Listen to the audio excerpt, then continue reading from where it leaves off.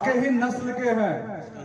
हम इस युवा पीढ़ी के स्तंभ है, इस देश के स्तंभ है, इस समाज के स्तंभ है। इसलिए हम अपनी बात आप तक पहुंचाना चाहते हैं कि कोई भी पार्टी, आपने देखा होगा जो अभी तत्कालीन पार्टी है, 5 लाख रोजगार का वादा करती है और देती क्या है? ठेंगुआ। ऐसे चलेगा झारखंड। इसलिए लिए थे लड़के झारखंड कि बेच दे हम लोगों के सीटों को, बेच दे हमारे फ्यूचर को, बेच दे हमारे भविष्य को। इसके लिए नहीं है एकजुट। जब हम लोग को दबाया जाएगा, आवाज उठेगा।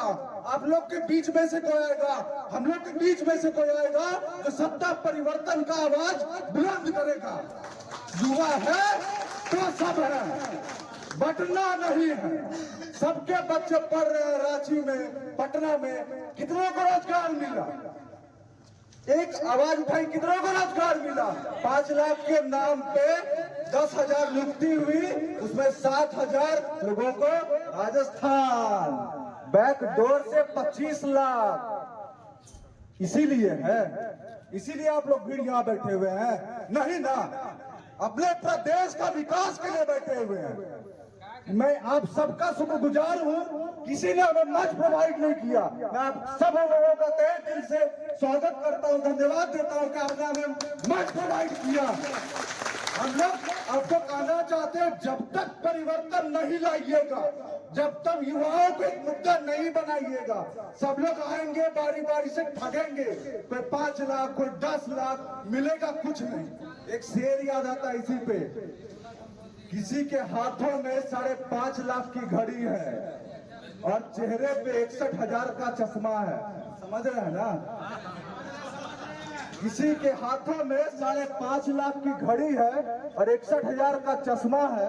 हम लोग हक मांगने जाते हैं तो कहती है नाजायज मुजस्समा है। उखाड़ फेंकेंगे, महागठबंधन को उखाड़ फेंकना है। इस बार झारखंड से अपने आवाज को बुलंद करना है और दिखा देना है कि युवा ही सबसे बड़ी ताकत है। मैं आपसे बच्चे की तरह रूबरू होने आया हूँ, कोई पार्टी पॉलिटिक्स की तरह नहीं। और मैं सबको धन्यवाद देता हूँ। ये एक मात्र पार्टी है जिसने हमें आवाज दी है, तो आप सबको वोट करना है।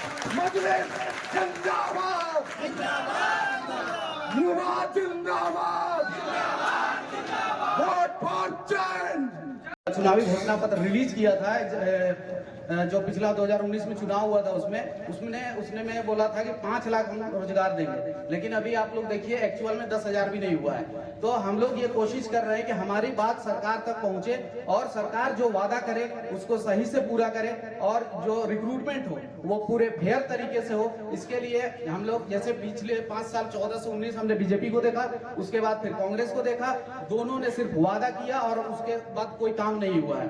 तो हम चाह रहे थे कि कोई अल्टरनेट हम लोग के पास आए और यहाँ पे हमने देखा कि MIM के जो कैंडिडेट है वो यहाँ पे खड़े हुए हैं। तो हम चाहते हैं कि वो अभी नई पार्टी है तो हम स्टूडेंट का मुद्दा को वो उठाएं और जो गवर्नमेंट है उस पर प्रेशर बना के और जो काम है उस काम को करवाएं, ताकि जो पढ़ने लिखने वाले स्टूडेंट हैं उनको यहाँ पे रोजगार मिल सके और लोगों को इधर उधर भटकना ना हो। जिस तरह से ये सिस्टम खोखली हो चुकी है, उस सिस्टम को अगर हम आप मिल के साफ नहीं करेंगे तो और कौन करेगा।